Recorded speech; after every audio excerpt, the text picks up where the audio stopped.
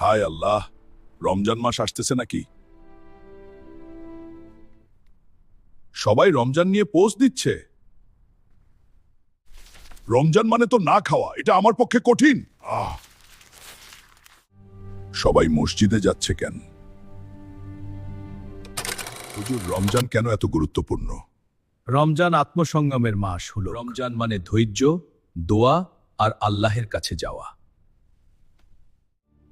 আমি কি পারবো রোজা রাখতে? বিসমিল্লাহ, আজ থেকে রোজা শুরু।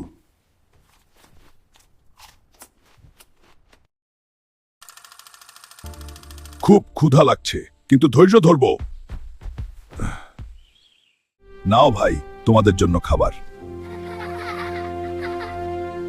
হে আল্লাহ, আমাকে ভালো বানাও, আমাকে হেদায়েত দাও। এই তো ইফতারের সময় হয়ে গেছে, এখন ইফতার করব।